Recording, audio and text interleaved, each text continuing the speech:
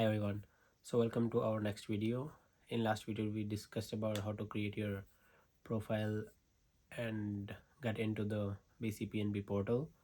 So at the end you'll get your results, how many score or points you have, and whenever they draw and if you get nominated they'll send you an email saying that you can go and accept your invitation.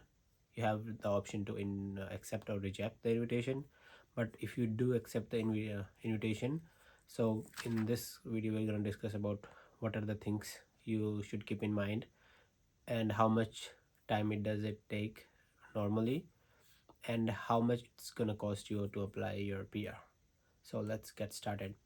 So when we get invitation, there's few things that you need to keep in mind, that go through all the information that you already submitted, that it's all good and correct. In case you change your employer, you should let them know before you accept the invitation, because sometimes what happens is you're not allowed to change the employer, then you might lose your money, because once you submit your profile you have to pay the money at the end, and then all of those documents will be submitted to BC PNP, and then they'll review it. But if they find out that you chose a different employer when you applied and then a different employer when you submitted your documents after your nomination, then they might reject your file. So just keep in mind that don't change any information, just keep the same information as you have in your profile when you submit your application after the nomination. If there is any changes, talk to them first and then accept it. You have, I think, 25 to 30 days to accept the invitation once you're nominated. And the next thing is the documents that you need. It's a long list, sometimes it's confusing, sometimes it's easy, but let's just start with the documents that you'll need. So the first one you will need is job offer letter, obviously from your employer, and it should be dated and signed by your HR. So just get an updated job offer letter. Then you need a job description letter with your knock code on the top, which, so this description letter is basically what are the things you are doing with the company or wherever you're working, what are the responsibilities that you are serving. So that is your job description letter, and please do include your knock code on the job description letter, and the same knock code as the one that you chose when you're applying for BC PNP, obviously. The next one is recommendation letter. This is something that HR will have to write for you. So they'll write why we hired this person or why they hired you. It's usually a paragraph long, it's not that long. So just ask your HR to do that. Then you will need an employer declaration form that you send it to your HR. You can find it on the BC PNP website. I'll the link to the website or link to that form in the description, so you can go through it. You don't need to fill it out, you just send it to your HR and they'll fill it out for you and then send it back. And the next one is you need your evidence of recruitment. So that might include the mails or the conversation that you had with your employer when you were in the process of hiring you. So just make a PDF of those pictures or screenshots and then submit it. It's not really like a huge thing, but it's easier to just take a screenshot or two and then submit it, that yeah, they hired me with the due process. So that's that. And then there's another thing that you need, your company information. So that HR is gonna write you a paragraph like this is the address, or wherever you are, city, whichever city you are in. So they'll put the address and say that, oh, this is our office, we have been operating this office from this many years. So hopefully your HR have more expertise into writing this kind of stuff, but if they don't, then I think you should talk to someone who knows about it, because every company has their own way of doing it. But basically it would include just the basic information of the company, nothing too private about the company.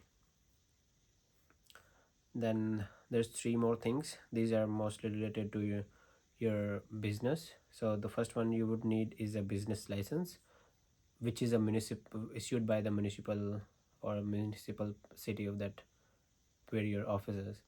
So that is like a, I think is a license that usually should be in your office, when you enter. So you should be able to say it. It would just say that business license, and then it would say the city your business you're operating in, and then it would have the address. So that's just the from municipal of that city. So it's not usually a big issue for the company because it's a public information, so you can ask them, or you can just take a picture of that license. The next one is incorporation certificate and certificate of registration. So if your company is registered in BC, they would have a certificate of registration, and then if they it's like a big company or a corporate, then they would have incorporation certificate too if it's out of province. But usually they would have all these three: business license, incorporation certificate, and certificate of registration. So these three things are the main things that you'll need from company that would have company's information. Other ones are basically just your information and what are you doing with the company. Then at the end, there are a few things that you need to submit along with your file. Is the transcript, certificate, your passport, your English proficiency test, and your work permit if you're on work permit, or I mean obviously you will be on work permit. So that's basically all the documents that you'll need. So I I'll just put everything in the document checklist in the description so that it's easier to you go through all the documents. But basically that's pretty much it. There might be some other additional documents that they may request, but it's on file to file basis. That's not for everyone.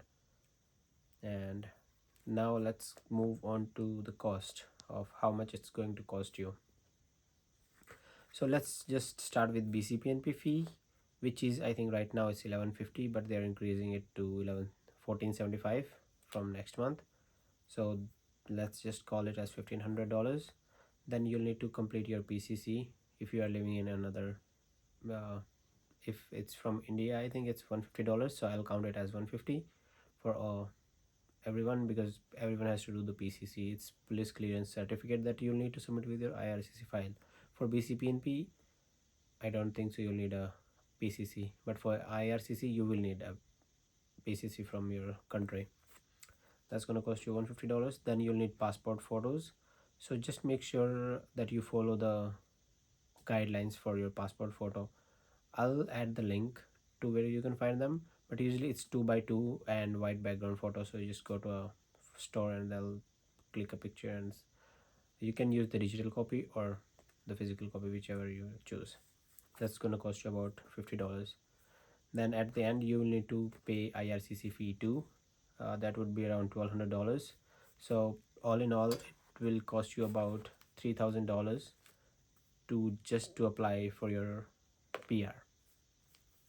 And after that, if you are applying in skilled worker, I'm not talking about BC PNP, but I'm talking about IRCC. So if you apply under skilled worker, then you need to show funds. So I think for one person, those funds are about $10,000 to $12,000. And if you are working, if your family is here, then that would be more than that. So I'll link that too, so you can figure out how much funds you have to show in your account. But that's basically, you have to show them that okay, I'm working and I can sustain myself here in Canada. But if you're applying under CEC, that's Canadian Experience Class, then you show them that okay, I'm earning this much and I've been working for, like, just add your last 4 or 5 pay stubs in there. You don't really need to show funds if you're applying under CEC. I'll try to make another video regarding which categories or what streams you could apply under for PR. So that's like different PR pathways, but you could always go to IRCC website and go through them.